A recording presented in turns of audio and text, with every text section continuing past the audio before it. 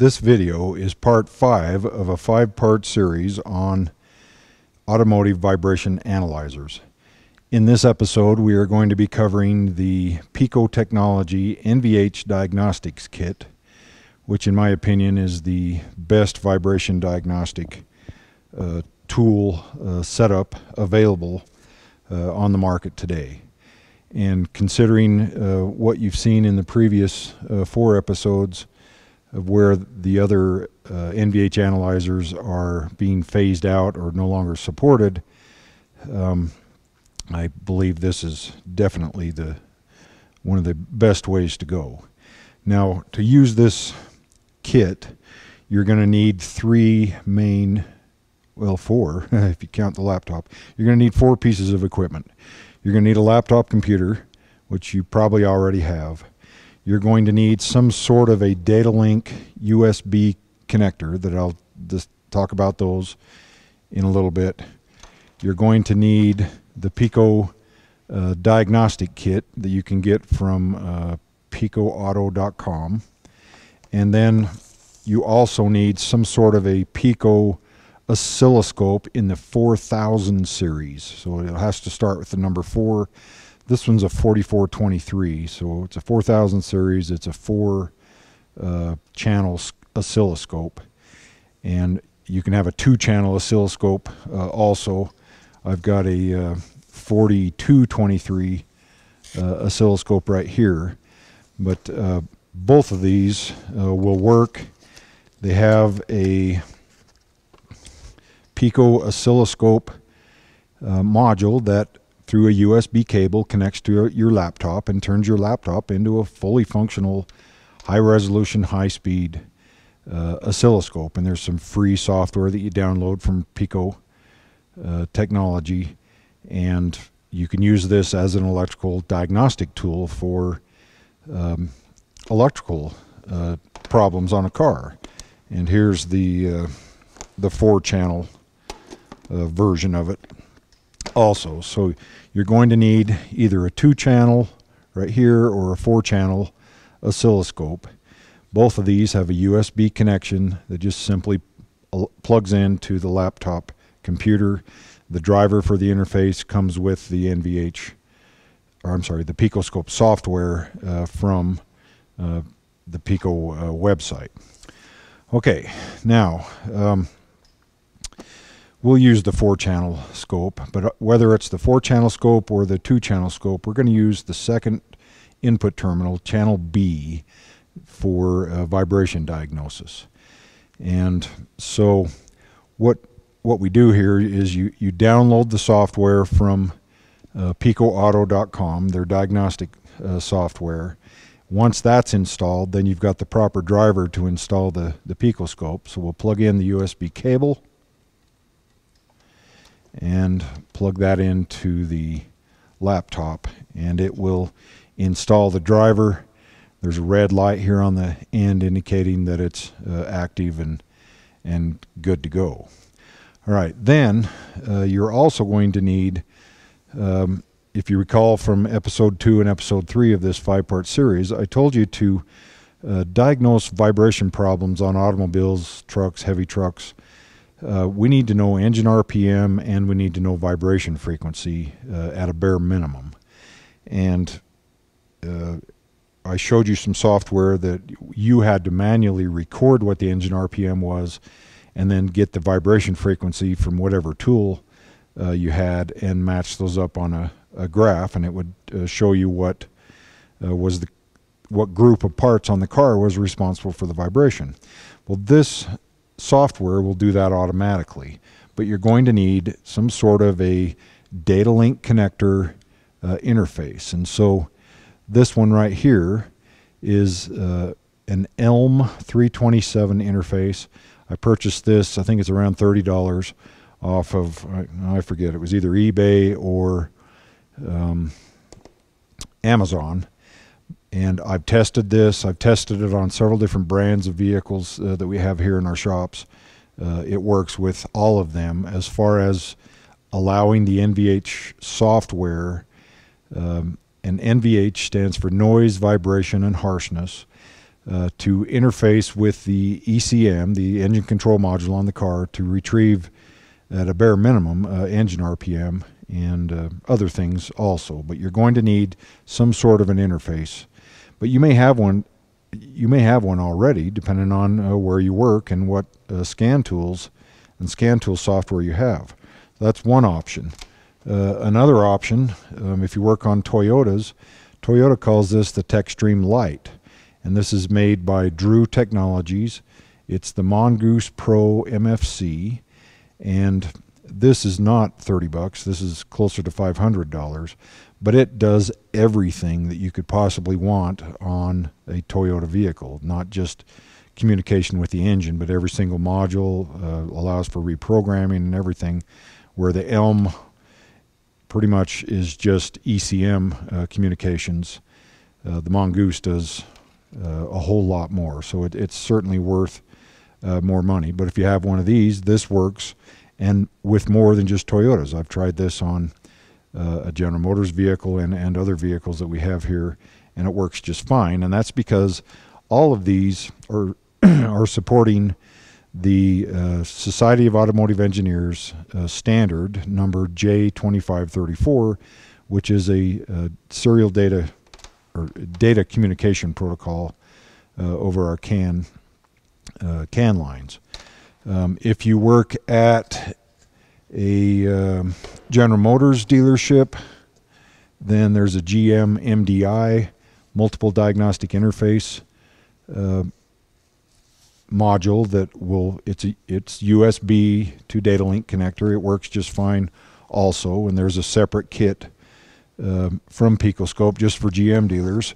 If you work at a Honda or Acura dealership, they use the modular vehicle communication interface kit, the MVCI, and it also works. I've tested it on several vehicles here with the NVH software, and it works beautifully. What does not work, though, to my surprise, is the Ford VCM, the Vehicle Communication Module. It does not work with the PicoScope software.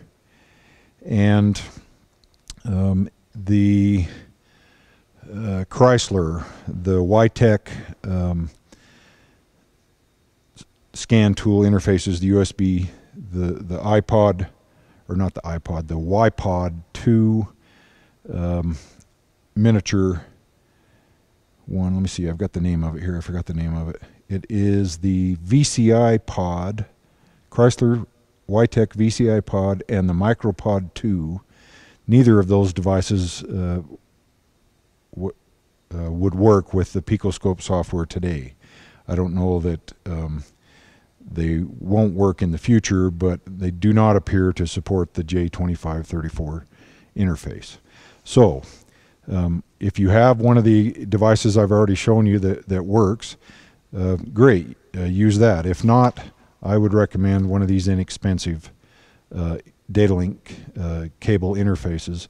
And when you plug this in, Windows is going to have to find the driver for it. It uses a universal driver, and it takes a few minutes the very first time that you install it for it to find the driver software, but it installs and works just fine. What I have not been able to make work from the same manufacturer, chipset manufacturer, ELM, is the ELM 327 Bluetooth interface. It would connect with the software and then disconnect, and then connect and disconnect. It drove me crazy. Wasn't reliable. There's one that uses Wi-Fi. It creates a Wi-Fi hotspot. You hook your laptop to it like it's the wireless network. Didn't work at all. And then there's a newer, small, compact version of the ELM 327 with firmware version 2.1 that wouldn't work at all either. And that was just with the current software that we have as of the date of this video here in February of 2015. Maybe in the future something will work, but personally, I prefer a hardwired connection rather than the wireless connection. It's just more reliable. Okay, so we've got the PicoScope oscilloscope. We've got some sort of a data link connector interface and a laptop computer. And then, like I said, you're also going to need the NVH, and once again, NVH is noise, vibration, and harshness. There's a microphone in here, so we can use it for noise diagnosis. You're trying to find where a weird noise, a squeak, rattle's coming from in a car, you can do that with this kit. And I'll shoot a separate video on noise diagnosis. And then the V is vibration diagnosis, which I'm going to show you today. I've got a car with some actual problems, and I'm going to show you how this kit actually works to find the problem on the car. And harshness is how hard it's shaking. And so we've got this kit. Let me open the kit up and show you what we've got inside here. We have an NVH interface box, which is going to connect to the PicoScope oscilloscope itself. So we're going to take this interface box along with a cable that comes in the kit, and we're going to connect the cable to the interface box and the cable to, remember, input B on the oscilloscope. Okay, so we've got the PicoScope, the cable, and the NVH interface. This NVH interface then has a connection on the end here that allows us to either connect a microphone for noise diagnosis or an accelerometer or vibration sensor for vibration diagnosis. So we will demonstrate the vibration diagnosis today. There is a magnetic sensor that comes in the kit. I'm just going to screw that in to the top of the accelerometer here.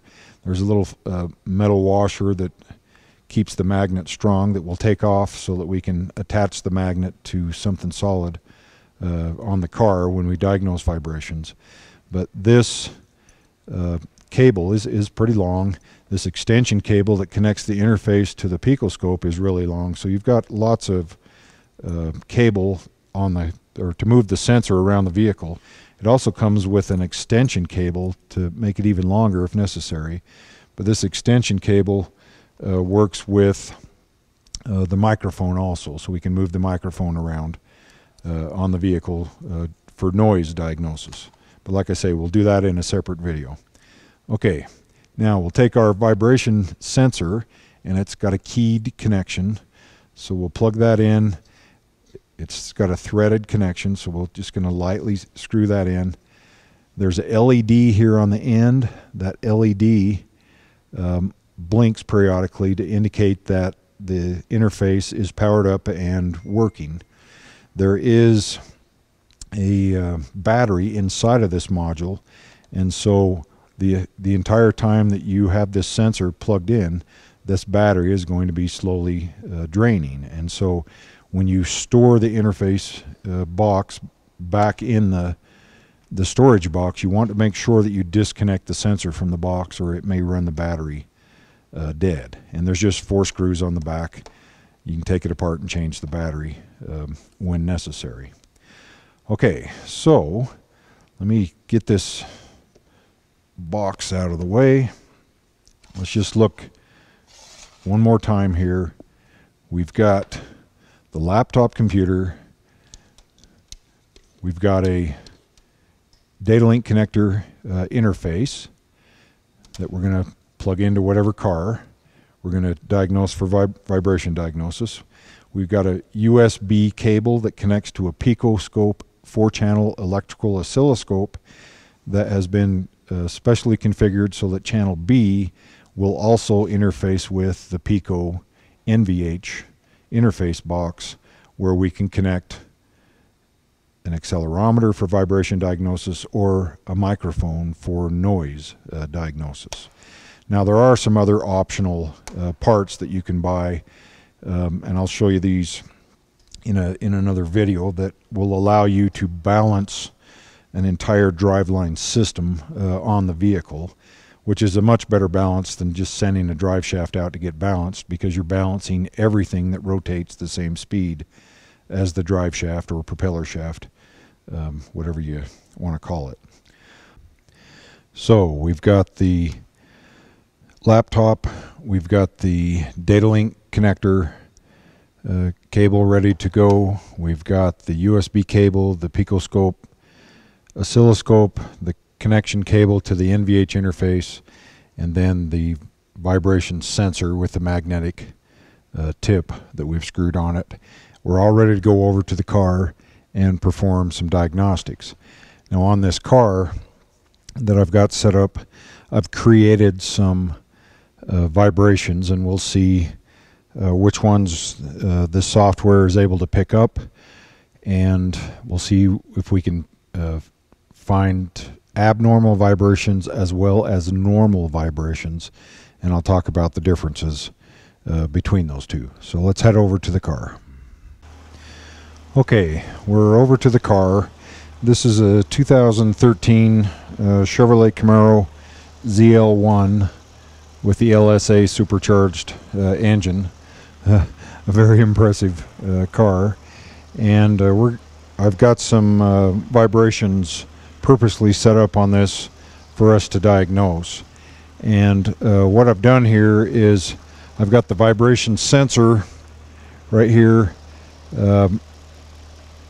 I'm just going to attach it to the radiator support here for the moment, just for this demonstration on engine vibrations, and then when we get inside of the car, we will put the sensor on the seat frame for the other types of vibrations. So let's bring the laptop in over here and take a look at the software.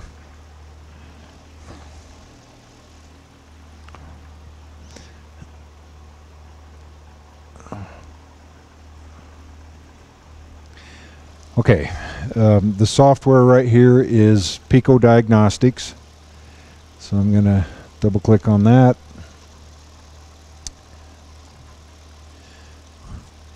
Down here in the bottom left, it reads PicoScope 4423 opened successfully. If it can't find an oscilloscope, you may want to double check your USB cable connections to make sure everything's okay. But in this version of the PicoScope Diagnostics Software, notice we have 5 options off to the side here, with NVH being the one at the bottom and balancing being the one in the middle. The GM software version that I showed you in version 4 only had balancing and NVH. It did not have compression test, battery test, or cylinder balance. In this video, we're just going to play with NVH, and like I said, we'll do a separate video on balancing the propeller shaft. So we'll go with NVH, and we're going to click on Start a New Test in this setup wizard. So I'll click Start a New Test. Let me zoom in so you can see the dialog box a little better. We're going to tell it we want to connect through the data link connector through diagnostic, a J3524 interface, and I showed you that $30 one that I had from Elm, the Elm 327, and it's going to search for any data link connector pass-through or interface device that supports the J2534. It'll also look for an Elm 327 chipset in some sort of a interface box also. The Elm 327 is a chip. People buy that chip and make their own interface kits with it. So anyway, we are going to click Next to continue. It's going to attempt to communicate with the ECM through that Elm USB cable. But like I said, this is just as easily could be the GM MDI, the Honda MCVI or MVCI. It could be the Mongoose cable from Drew Technologies, or I'm sure there's others out there also. Notice it took it a minute, but it says now Elm 327 version 1.5 connected, and as the VIN number, we just want to double check that's the right VIN number, which it is on this car. So we'll hit next, and by pulling the VIN number, it knows what engine it has off of the 8th digit and what year the car is off the 10th digit. It doesn't know the axle ratio or the transmission gear ratios, but it can get the engine RPM based on this type of information. So we'll hit next. It wants to know how many cylinders it has in the engine. We have 8 on this. Is it an inline engine or a V-type engine? This is a V-type. So we'll hit next. Now they want to know rear-wheel drive, front-wheel drive, all-wheel drive, or four-wheel drive. This Camaro is rear-wheel drive. They want to know the differential gear ratio. You'll have to look that up in the service information or find it some other way, but this particular vehicle has a 3.23 gear ratio. On GM vehicles, there's a 3-digit code on what's called a regular production option label, and then you look that up in service information and it'll tell you what gear ratio it has. So 323. So we'll hit next. It wants to know the size of the tires, and on this vehicle we have we have 285 35 ZR20s. It doesn't like the Z, we just leave the R, so we'll put 20 right there. We'll leave the box clicked for use the same size value for both tires, so they're the same on this car. So we'll hit next. Sensor location, we've got the engine compartment option or passenger compartment. We're going to start with the engine compartment, and it goes to the default accelerometer that came in the kit. There are other types of accelerometers or the microphone available also. So I'll hit next to continue. Tells us to tap on the sensor to verify that we have a signal, and it does not look like we have a signal.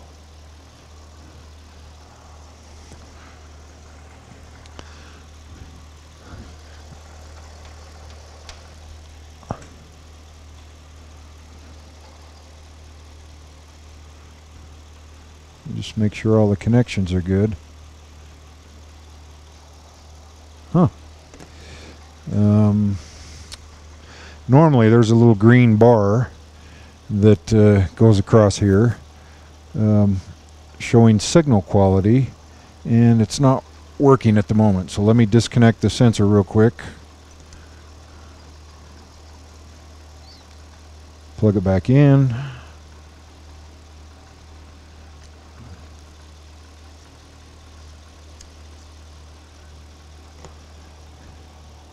There, we're getting a little bit of movement on the far left of the bar graph there.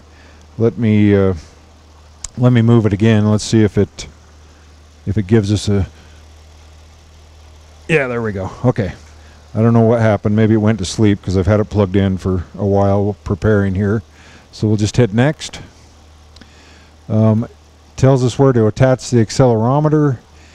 Tells us it needs to be in an upright position on the inside track of the driver's seat, which is a great place to put it if you're going out on a road test. And that's where I would normally always begin. We're kind of doing a little backwards here, starting with the engine vibration diagnosis. In all the years of experience I have diagnosing vibrations, I've always been able to pick up the frequency that I wanted off of the driver's seat track. Okay, so we'll hit next. It says you've completed the process, or you completed the setup process and now can perform NVH tests. Click here for help diagnosing NVH faults, and it brings up a help file that gives you information on the basics of vibrations and then step-by-step diagnostic procedures for the 3 different types of vibrations that you can have on a vehicle. Typical types. We have vehicle speed related vibrations, of which there are two types of those. We have tire speed related and propeller shaft speed related. And when I say related, I mean anything spinning the same speed as those. So as far as tires are concerned, we've got the tire, we've got the wheel, the brake drum, the rotor, the axle, the ring gear, the differential case, the side gears, and on and on and on. And same with the front tires. For propeller shaft speed related vibrations, we've got the propeller shaft, the pinion gear, the pinion flange, the inner bearing races, transmission or transfer case output shafts, output shaft, and so on, even internal transmission pieces. And then we have engine speed related vibrations that we're going to look at here right now. And engine speed related vibrations are vibrations that occur that go up and down with engine RPM that have nothing to do with vehicle speed. So these vibrations most of the time can be duplicated in your stall. However, sometimes it only occurs under a load when the engine is twisting and flexing in the motor mounts, transmission mounts, and so on. There's also another type of vibration related to electric motors.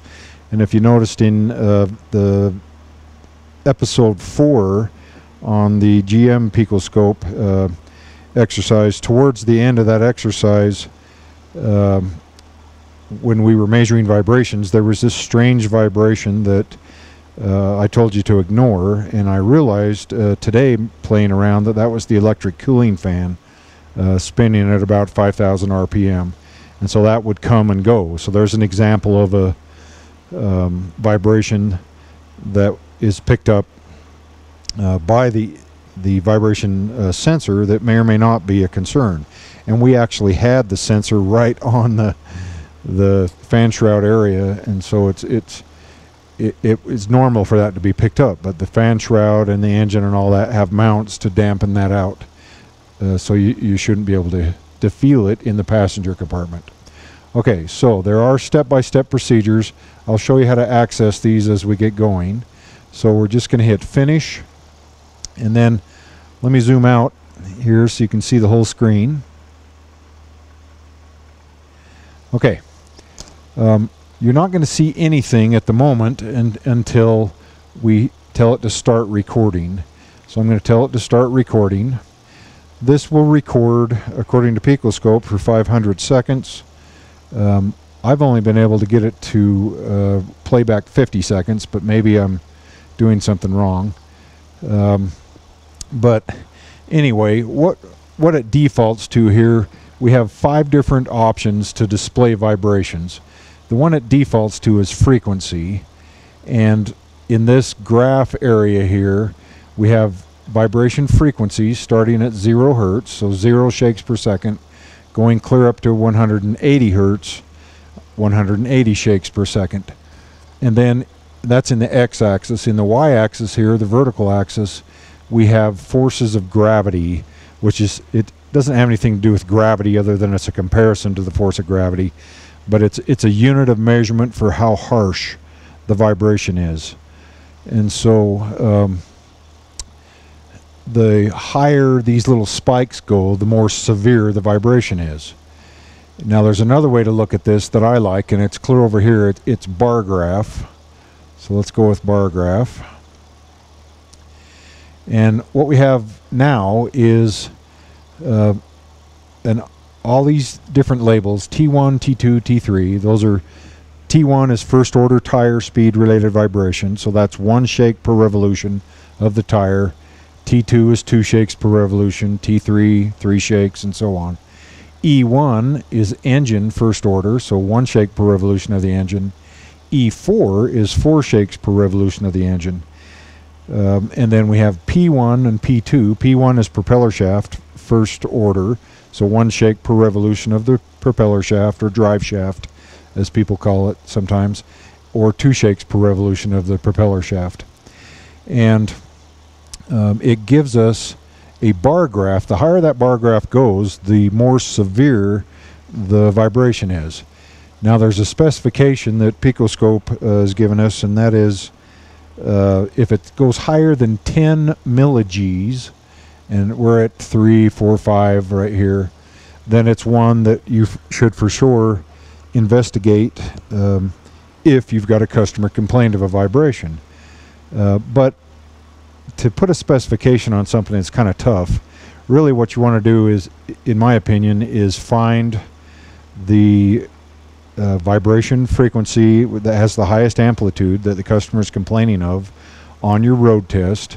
See how high the amplitude level is in G-force here, and then after you've supposedly fixed it, the way you verify you've got it fixed is that G-force level should be significantly reduced, if not totally eliminated. Sometimes you don't have to totally eliminate it, you just reduce it, and the customer will be happy.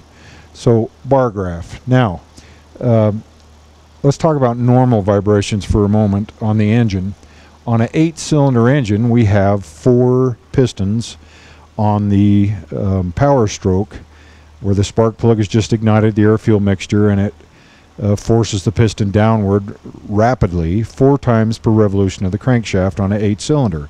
And quite simply, you just take the number of cylinders in the engine and divide it by 2, and that is the normal vibration that you'll have on that engine.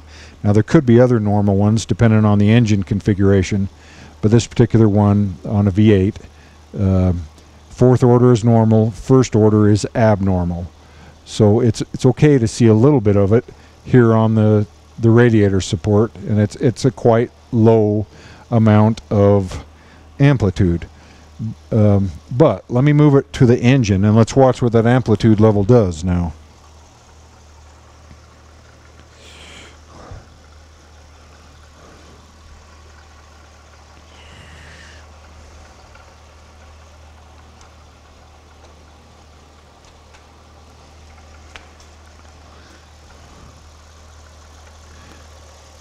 Find a place to put it here. Here's a spot.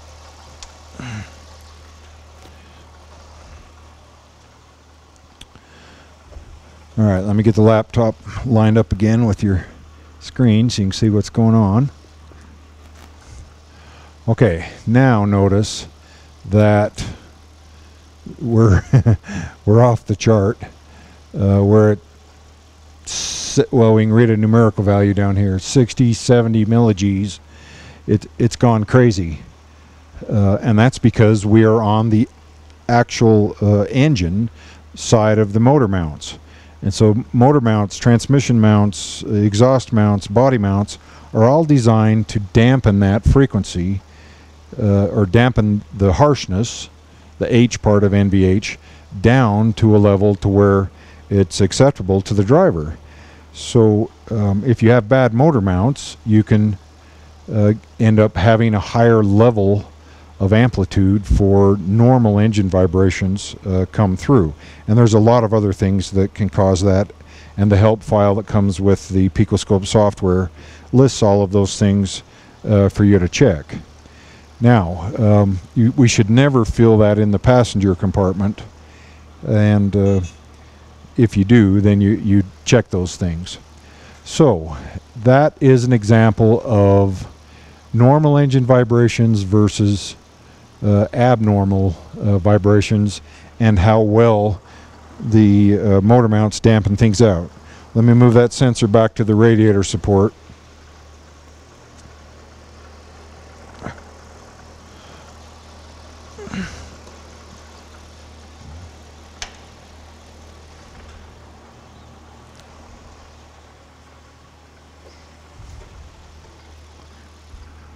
Okay, it's back on the radiator support. You can see that we're back down to an extremely low level of amplitude, and so the mounts are doing what they should.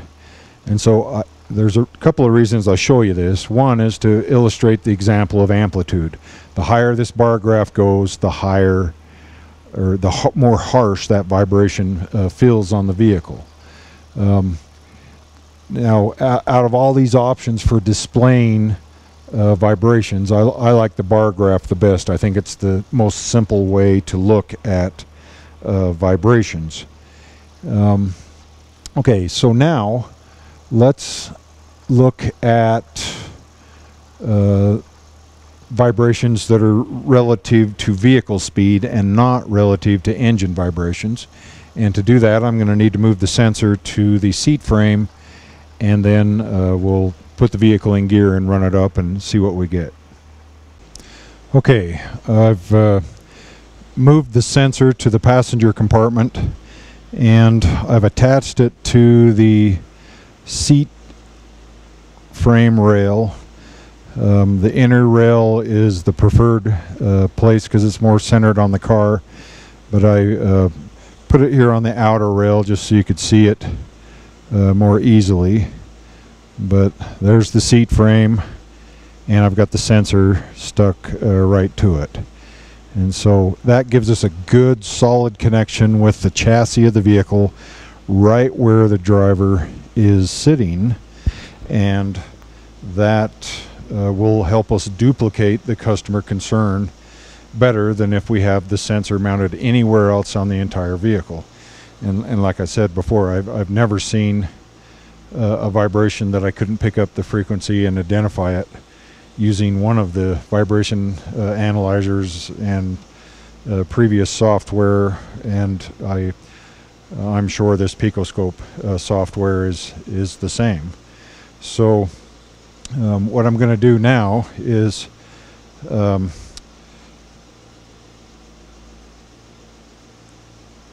take the I've got the vehicle in gear. We've got the propeller shaft spinning. We've got the tires spinning. This has a limited slip differential, a clutch type one, I believe, to where both rear wheels are spinning the same speed always. Now normally you shouldn't try to diagnose vibration problems on a hoist if they're vehicle speed related, because with open differentials, whether it's front wheel drive or rear wheel drive, your tire speeds will not be the same as if they were driving down the road. Typically with an open differential, you'll have one tire that's either totally stopped and the other one spinning twice as fast, or some combination of anything but equal speed, which can throw off your calculation numbers, and it'll mess up. Well, it just ruins the effect, ruins the math. It doesn't work for matching if you have a tire speed related vibration, which is the most common type of vibration. Okay, so I've got it in gear. I've put it in the manual mode, and even though this is a Chevrolet Camaro, this, as I said, the software and this PicoScope NVH kit will work on any vehicle. I'm not using a GM interface module. I'm using that Elm 327 USB module. This could be just easily be a Ford or a Chrysler, Toyota, Honda. It doesn't matter. The principle is the same here. Front wheel drive, rear wheel drive differences. But now let's take a look at the software itself as we rev this engine up and make it create the vibrations that I have caught, or I've made some components have vibrations, and let's see if we can diagnose what the cause is. So I'm on the bar graph mode right now, excuse me, and I've got the tires and prop shaft spinning. I've got the engine spinning. I'm in second gear, I believe, and I'm just going to bring the vehicle up to a speed where the vibration is real obvious to me.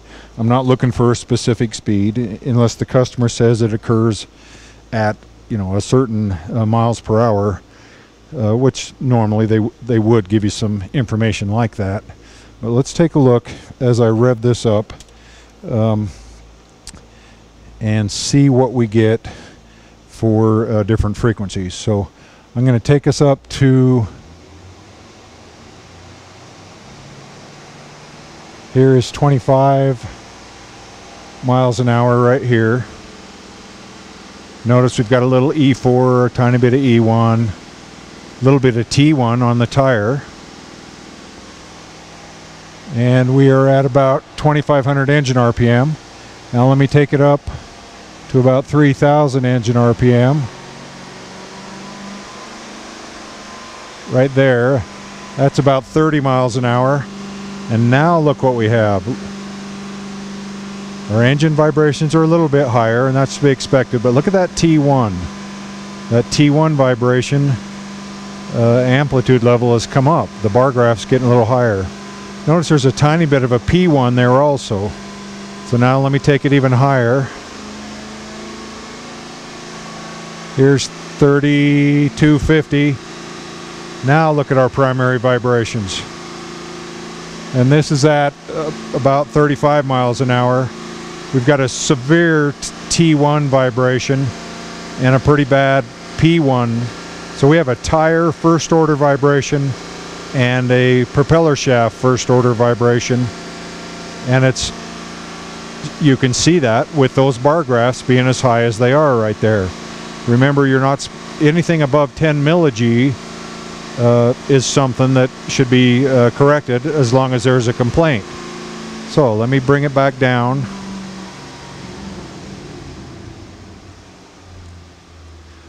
I'm going to hit the space bar to save that. It stopped recording right there. And now I'm going to come up to the file menu, click File, Save, and I'm just gonna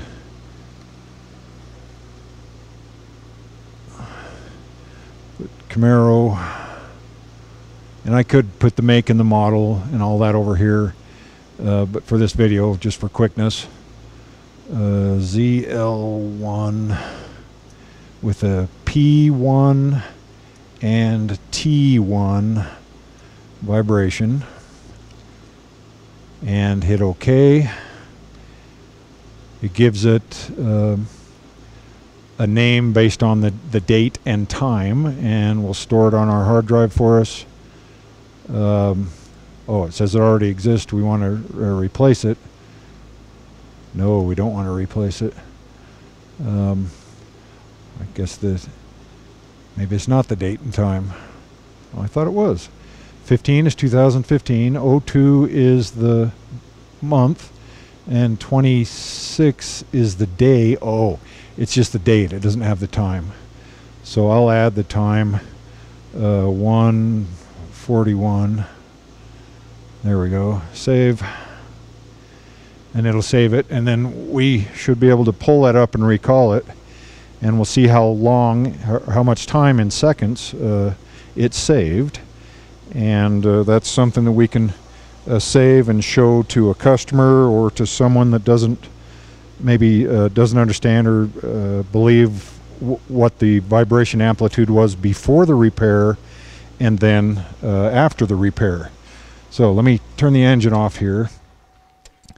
So those were the before repair amplitude levels. And then, of course, you need to go through and find what causes those. We've got a P1 vibration and a T1 vibration. And so how do you find what the cause of those is? Well, right here on the screen, we can come in and right there where it says T1 and right here where it says P1, we can put our mouse right there and click. It tells us that it's a first order tire speed related vibration, and tells us a little bit about that it's caused by something that's out of round.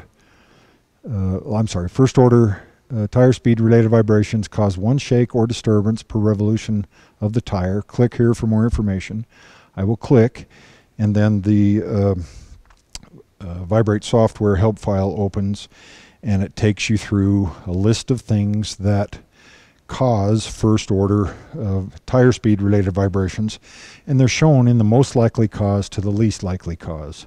So a tire or wheel that's out of round. Believe it or not, you don't want to just balance all the tires if you have a T1 or tire speed related vibration, because tires can be out of round. They can be like egg shaped, and I think I said it in another video in this series.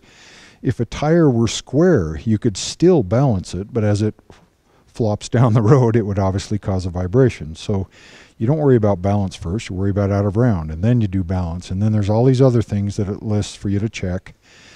And it does the same thing for propeller shaft. And so if we come over here to P1, click on P1, tells us what first order propeller shaft vibrations mean, or what defines that. Click here for more information, and now it pulls up a context sensitive help file for what can cause first order tires or propeller shaft speed related vibrations. And that context help file comes up for every type of vibration: tire speed, engine speed, propeller shaft speed, and other speeds. We can do the pulleys on the engine if you thought you had a belt driven or gear driven accessory with a vibration. Okay, well, this has been kind of a lengthy video, but vibration diagnosis is not guesswork. It can be very precise. You can really waste a lot of time if you don't have the proper tools and the proper training. And this is the proper tools. The help file that comes with this gives you step-by-step instructions for diagnosis once you've narrowed down which of the bars on the bar graph. And it could be more than one. I showed you two different ones here on the same vehicle, a P1 and a T1.